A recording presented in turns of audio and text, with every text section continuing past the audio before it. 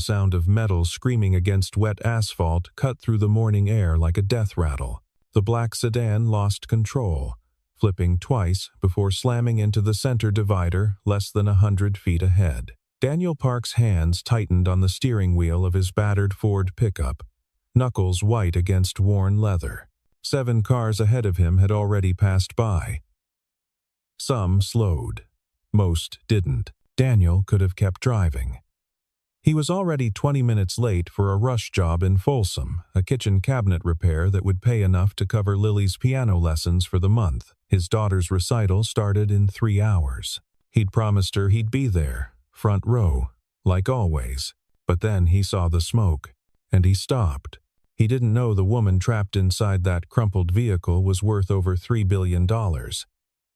He didn't know she sat on the boards of 5 Fortune 500 companies. He didn't know her decisions shaped the digital lives of millions. He only knew one thing. Through the shattered windshield, past the steam and the twisted metal, he could hear her whispering, "Please, don't die." And he knew if he drove away, she would. 6 hours earlier, Daniel Park was doing single dad math. He stood in the narrow kitchen of their Sacramento rental, staring at 3 numbers written on a receipt. $340, $275, and the number circled in red, $89.47. His checking account balance. "Daddy, can you braid my hair like Emily's mom does?" Lily sat at the breakfast table, still in her pajamas. Her sheet music spread across the placemat next to a bowl of cereal. 7 years old, all elbows and knees and questions he didn't always have answers for. "Baby, I barely know how to do a ponytail," Daniel said, crouching beside her chair. "But I can make it neat." "That work?" She nodded, and he carefully gathered her dark hair, muscle memory from 1,000 mornings just like this one. His phone buzzed on the counter. Marcus Chen's name lit up the screen. "This is Park. Danny, I got a situation."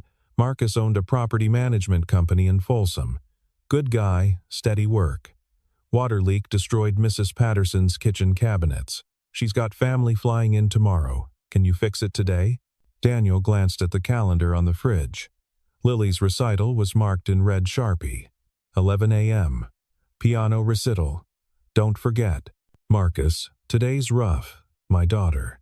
Double rate, cash. 340. Daniel's eyes moved from the calendar to the receipt. $340. Exactly what he needed to keep the lights on and pay for next month's lessons. "I'll be there by 9, he said. Lily's spoon stopped halfway to her mouth. "But Daddy, you promised." "I know, sweetheart, I know." He knelt in front of her, meeting her eyes, her mother's eyes. "I'll be done by 10:30. The job's only 30 minutes away. I'll make it. I promise." She studied his face with that too serious expression she got sometimes. The one that made his chest ache because it meant she was learning to doubt the world too young. "Okay," she finally said. "But you have to sit in the front row." "Front row center," he said, kissing her forehead. "Wouldn't miss it." 20 minutes later, after dropping Lily at his neighbor's apartment, Daniel was heading east on Highway 50, his toolbox rattling in the truck bed, sawdust still caught in the creases of his flannel shirt from yesterday's job. The morning was overcast, threatening rain. Traffic moved in fits and starts, typical Friday rush hour bleeding into the valley. Daniel kept one eye on the clock. If he worked fast, really fast, he could finish by 10:15, hit the road by 10:20, make it back to Sacramento by 11, maybe even 10:50 if traffic cooperated. Single dad math. Every minute calculated, every dollar counted. He turned up the radio and merged into the center lane. At 8:47 a.m., everything changed. Daniel saw it happen in real time. The black sedan, 2 cars ahead in the left lane, drifted right.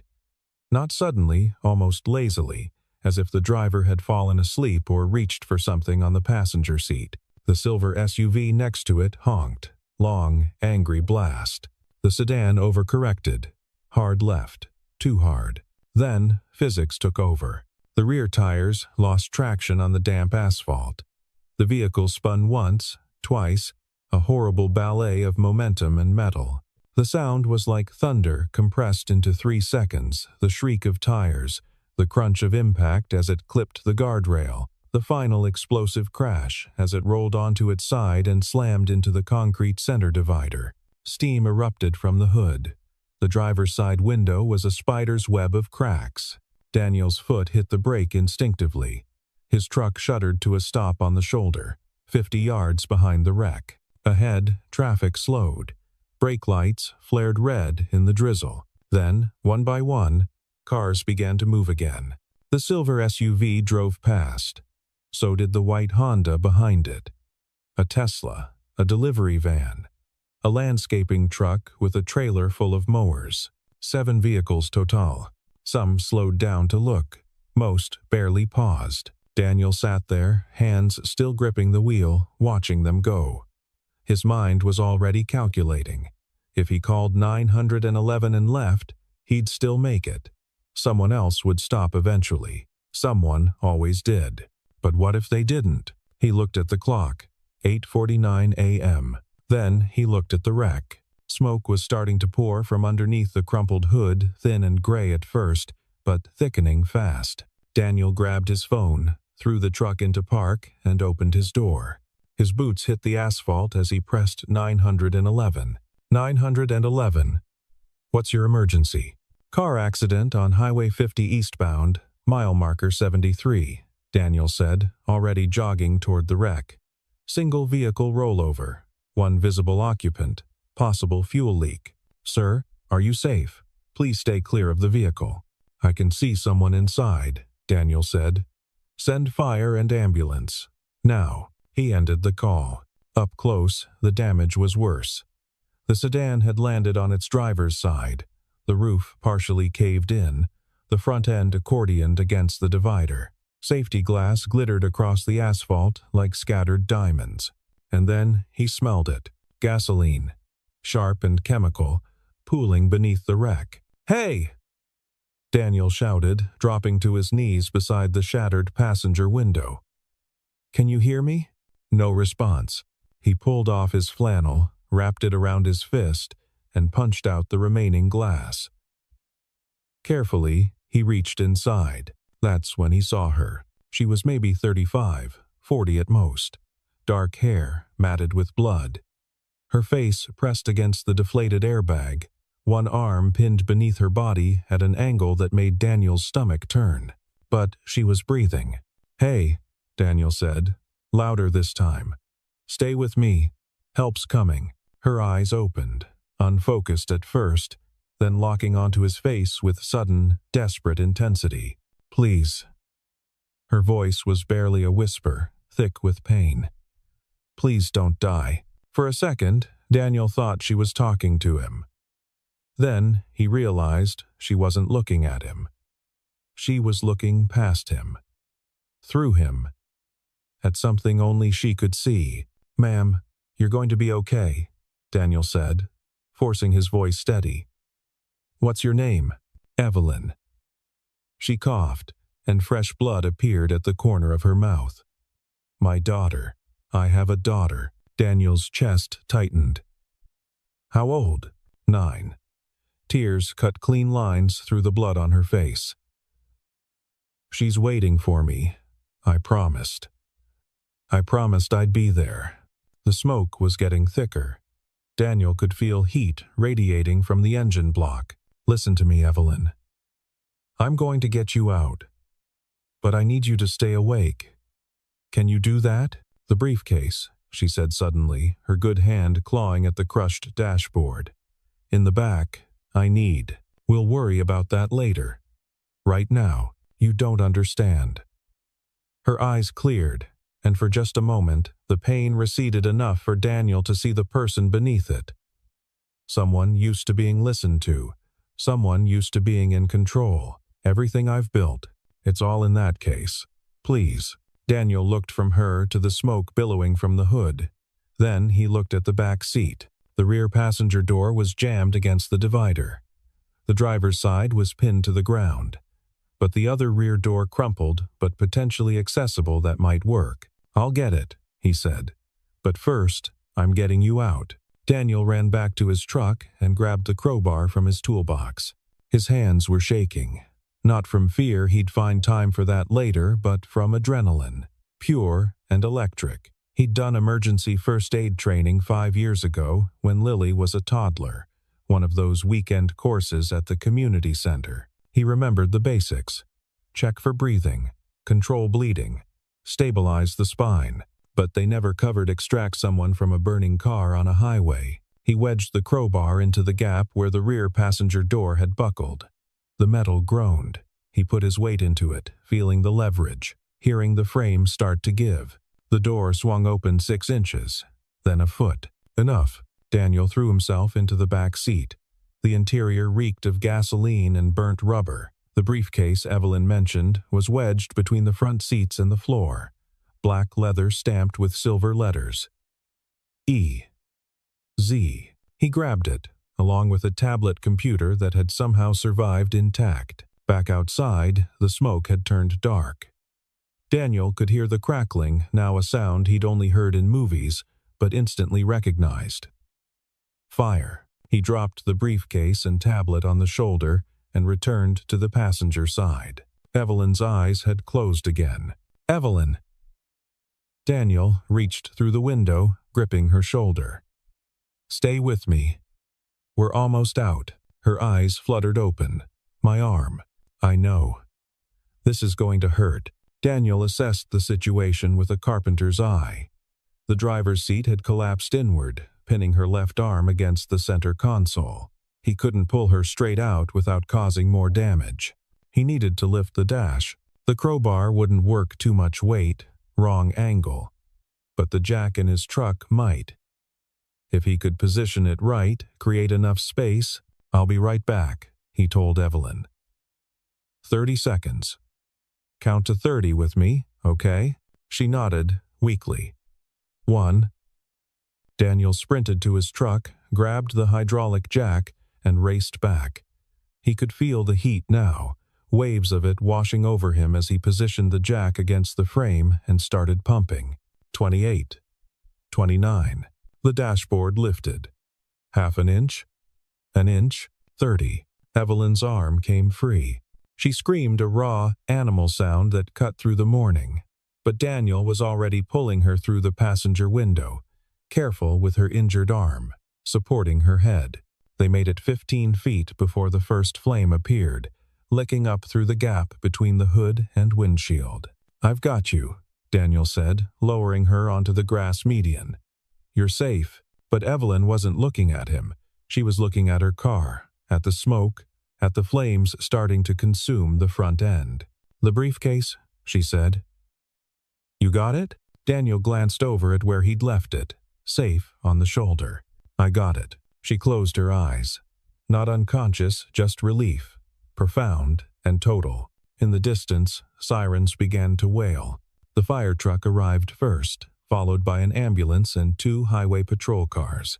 Paramedics swarmed Evelyn immediately. Vitals, IV line, backboard. Daniel stepped away, giving them room, his hands still trembling from adrenaline crash. A firefighter in full gear approached him. "You pull her out?" "Yeah." "Anyone else in the vehicle?" "Just her." The firefighter nodded, then jogged toward the wreck, where his team was already deploying the hose. The fire had spread to the interior now, flames visible through every window. Daniel watched, numb and distant, as a highway patrol officer appeared at his elbow. "Sir, I need to get a statement." "You witnessed the accident?" "I was behind her," Daniel said, not taking his eyes off the wreck. "She lost control, spun out, hit the divider. Did you see what caused it?" "No." "Could have been anything. Phone, fatigue, medical emergency." He turned to the officer. "She mentioned her daughter. Someone needs to call her family. We'll take care of it." The officer was writing in a small notebook. "I need your information, name, address, contact number." Daniel rattled it off automatically, his mind elsewhere. The clock in his head, the one that had been counting every minute since he left home, was screaming at him. 9:23 a.m. The job in Folsom was gone. No way he could make it now, which meant no $340. Which meant his phone buzzed. Text from his neighbor, Rhonda. Lily keeps asking if you're coming. What should I tell her? Daniel typed back. Tell her I'll be there. Front row. The officer was still talking. Insurance information, and if you need medical attention yourself. I'm fine, Daniel said. Can I go? Soon. The investigator needs to. A shout from the ambulance cut him off. Daniel turned to see Evelyn, now strapped to a gurney, fighting against the paramedic trying to secure her good arm. Even from 30 feet away, he could hear her. The briefcase. Where is it? Where's my... Ma'am, please calm down. You don't understand. That briefcase. Daniel jogged over. Evelyn's eyes found his immediately. Did you get it? She asked. The case and the tablet? They're right here. Daniel picked them up from where the paramedics had set them aside and held them up. Safe. Evelyn's entire body relaxed. Thank God. Thank God. The paramedic gave Daniel a grateful look. We need to transport her now. As they loaded the gurney, Evelyn reached out with her good hand and caught Daniel's wrist. Her grip was surprisingly strong. You saved my life, she said. What's your name? Daniel Park. Daniel Park. She repeated it like she was committing it to memory. Then she was gone. The ambulance pulling away with lights flashing but no siren. Daniel stood there on the shoulder of Highway 50, covered in grass stains and blood that wasn't his, holding a briefcase worth more than his truck. The highway patrol officer approached again. We can store that for her. Evidence and personal effects. Daniel looked down at the briefcase. Everything I've built, she'd said. He handed it over. One more thing, the officer said, consulting his notes. The vehicle is registered to Evelyn Zhao. That name mean anything to you?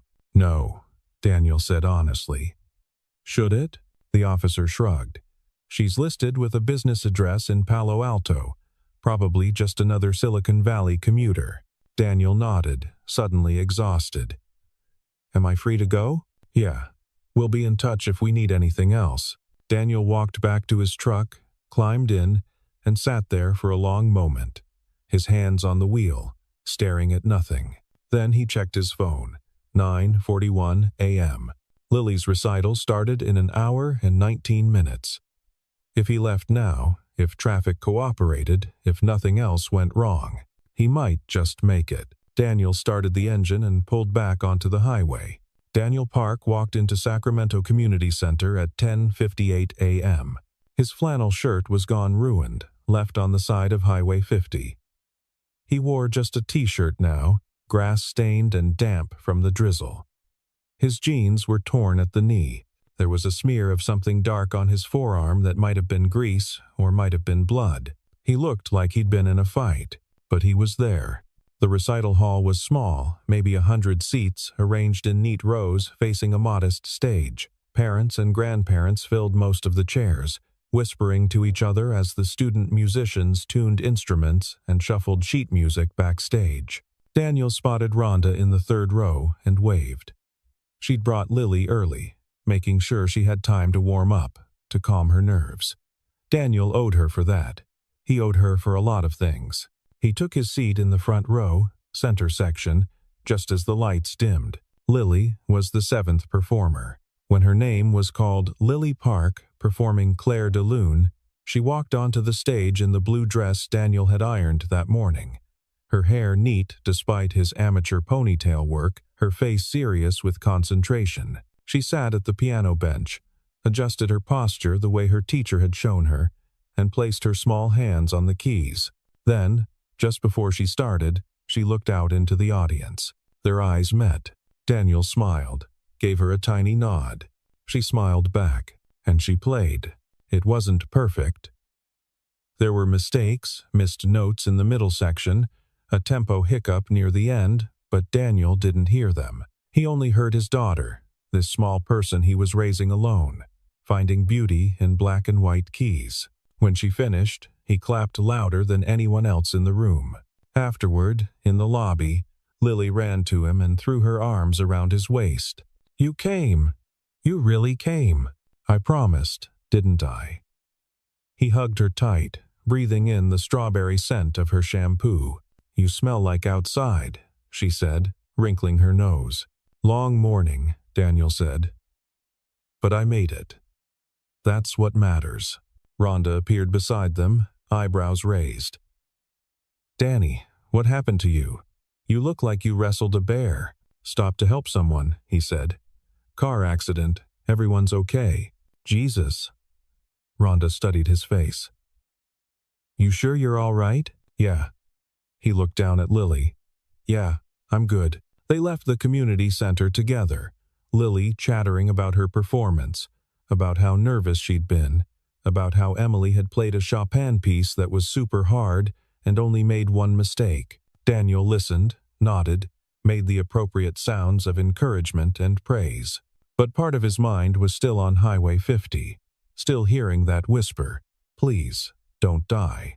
Still wondering if Evelyn Zhao, whoever she was, had made it to see her own daughter. 3 days later, someone knocked on Daniel's door at 6:30 p.m. He was in the middle of making dinner boxed mac and cheese, the fancy kind with the powdered cheese that Lily liked when the sound echoed through their small apartment. "Lily, can you stir this?" he said, handing her the wooden spoon. "Don't let it stick." He opened the door to find a man in a charcoal suit standing in the hallway. Late 40s, perfectly groomed, the kind of person who looked like they'd never ridden public transportation in their life. "Daniel Park?" the man said. "Yeah?" The man extended his hand. "Michael Huang. I'm the Chief Operating Officer of Zhaotech Industries. May I come in?" Daniel stared at the offered hand, then at the man's face, trying to process the words. Zhaotech Industries. He'd heard of them vaguely. Something to do with software? Cybersecurity? "What's this about?" Daniel asked, not taking the hand. "Evelyn Zhao," Michael said simply. "You saved her life on Friday." The words landed like a physical weight. Daniel became aware, suddenly, of how his apartment must look to this man. The cramped living room, the second-hand furniture, the pile of Lily's drawings on the coffee table, the smell of cheap pasta. "Is she okay?" Daniel asked. "Recovering. Broken arm, cracked ribs, concussion. But alive, thanks to you." Michael's expression softened slightly. "May I come in? This won't take long, but it's not a conversation for a hallway." Daniel stepped aside. Michael entered, taking in the space with a quick, efficient scan, not judgmental, just observant, professional. "Daddy, the cheese is sticking," Lily called from the kitchen. "1 second, baby." Daniel turned to Michael. "Give me a minute." He finished making dinner, got Lily set up at the table with her food and a glass of milk, then returned to the living room where Michael waited. "You said this is about Evelyn Zhao," Daniel said, keeping his voice low. "I don't understand what you're doing here. I gave a statement to the police. I didn't stick around after that." "I know," Michael said. "That's actually why I'm here. Miss Zhao has been trying to find you." "Find me? Why?" Michael reached into his jacket and pulled out a slim tablet, the same one Daniel had retrieved from the wreck. "Because of this, and because of what this contains." He tapped the screen. A logo appeared. Zhaotech Industries, rendered in sleek silver. "Miss Zhao is not just any executive," Michael continued. "She's the founder and CEO of Zhaotech. We develop cybersecurity infrastructure for financial institutions, hospitals, government agencies. Our systems protect the personal data of over 40 million people worldwide." Daniel's stomach dropped. "I don't understand what that has to do with me. The briefcase you recovered and this tablet, they contain encrypted access credentials to our core security protocols. If they had fallen into the wrong hands, if someone had recovered them before emergency services arrived." Michael paused, letting the implication hang. It would have been catastrophic, not just for our company, but for every client who trusts us with their data. But I gave them to the police, Daniel said. I didn't even look inside the briefcase. We know. That's the point. Michael set the tablet down on the coffee table. 7 cars passed that accident before you stopped. 7 opportunities for someone to pull over, to help themselves while appearing to help Evelyn. But you didn't just stop. You went back into danger to retrieve her belongings. You asked for nothing in return. You didn't even leave your contact information with the hospital. I had somewhere to be, Daniel said. My daughter's recital. Michael smiled, a real smile, not the professional one from before. Miss Zhao mentioned that. She says you told her you understood what it meant to make promises to your child. From the kitchen, Lily called out, "Daddy, I'm done. Can I watch cartoons?" 30 minutes, Daniel called back. Then homework. Michael waited until the TV sounds began before continuing. Miss Zhao wants to thank you properly. She's prepared to offer you a substantial reward. Enough to— No, Daniel said. Michael blinked. I'm sorry? No, Daniel repeated. I don't want money. I don't want a reward. Mr. Park. You don't understand the magnitude. I understand. Fine. Daniel stood up. I stopped because someone needed help. That's it. I'm not looking to cash in on doing the right thing. This isn't about cashing in, Michael said carefully. This is about Miss Zhao wanting to express her gratitude in a meaningful way. We're talking about an amount that could change your life, your daughter's life. Daniel thought about his checking account, about single dad math, about the stack of bills on the kitchen counter he'd been ignoring for 3 days because the numbers always came out wrong no matter how many times he calculated them. No, he said again. Tell Miss Zhao I hope she recovers quickly. Tell her I hope she made it home to her daughter. But I don't want anything. Michael studied him for a long moment. Then he reached into his jacket again and pulled out an envelope. She thought you might say that, he said, offering it to Daniel. So she asked me to give you this instead. Daniel took the envelope, plain white, unsealed. Inside was a handwritten letter on heavy cardstock. He read it while Michael waited in silence. Dear Daniel, Michael told me you would probably refuse any financial compensation. He knows me well enough to predict these things. So I'm writing this instead, hoping that words might succeed where money failed. When you found me in that car, I was convinced I was dying. Not because of the pain, though there was plenty of that, but because of what I was losing. The briefcase you risked your life to recover contained more than just company data. It contained 12 years of work. Every decision, every risk, every late night away from my daughter, all distilled into those encrypted files. But that's not what I was thinking about when I heard you calling to me. I was thinking about Emma, my 9-year-old daughter, who I promised I'd be home in time to help with her science fair project, who already spends too many evenings with nannies and tutors because her mother is always at the office or on a call or traveling for business. When you told me about your daughter's recital, when you said you understood about promises, I knew you were telling the truth.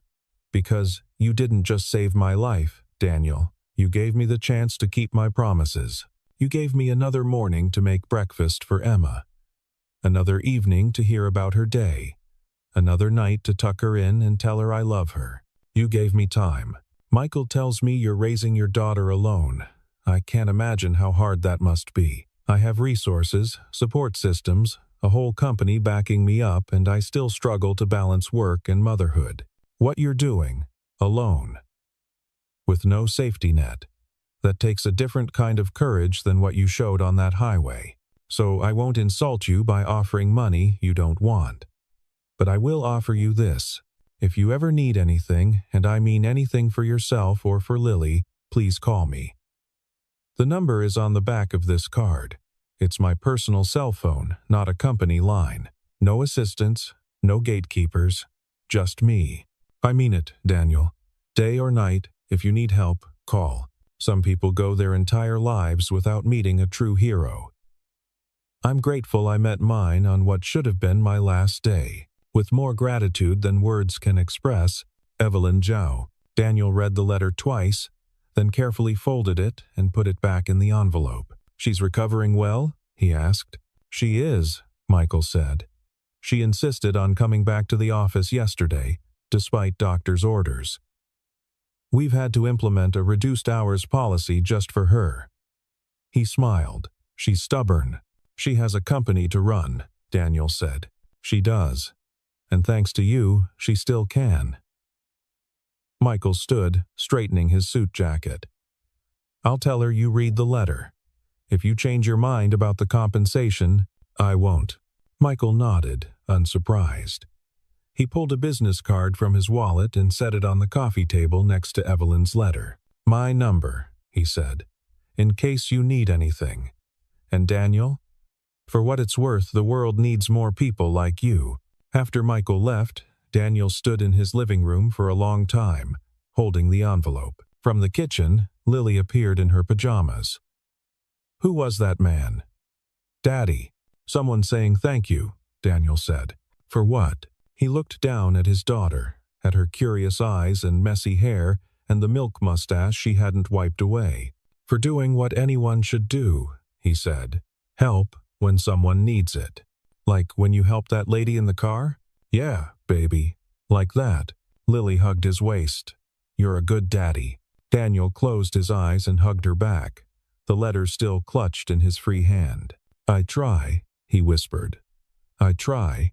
That night, after Lily was asleep, Daniel sat at his kitchen table with a beer he couldn't really afford, and Evelyn Zhao's letter spread out in front of him. He'd tucked the business card Michael left behind in the junk drawer. But the letter, he didn't know what to do with the letter.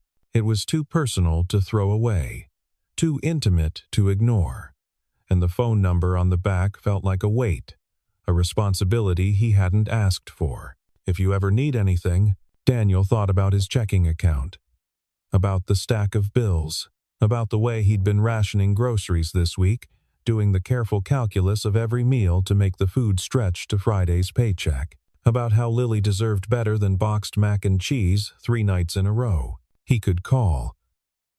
Right now, he could pick up his phone and dial that number. Explain his situation.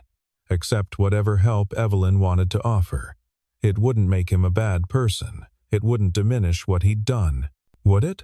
Daniel took a long drink of his beer. Then he stood up, walked to the refrigerator, and tucked Evelyn's letter behind Lily's latest crayon, drawing a lopsided house with 2 stick figures labeled Emmy and Daddy. He didn't throw the letter away, but he didn't call the number either. Not that night. Not the next week. Not the week after that. Winter settled over Sacramento with its usual restraint, cool mornings, crisp afternoons, the occasional rain shower that made everyone drive like they'd forgotten what water was. Daniel kept working. Kitchen repairs, cabinet installations, deck restorations, the endless small jobs that kept him employed but never quite comfortable. Marcus Chen threw him enough work to cover rent and utilities. Rhonda continued watching Lily after school for a price Daniel could barely afford but couldn't do without. The bills got paid, most of them. Eventually, Lily turned 8. Daniel made her a birthday cake from a box mix and invited 3 kids from her class to a party at their apartment. They played board games and ate pizza and watched a Disney movie, and Lily smiled so wide it hurt his heart. She never asked why they didn't do anything bigger. She never complained about the small apartment or the second-hand clothes or the fact that Daniel couldn't afford the summer music camp her piano teacher recommended. She just smiled and said thank you and hugged him goodnight. And Daniel lay awake after she was asleep, staring at the ceiling, doing the math that never came out right. In late January, his truck finally died.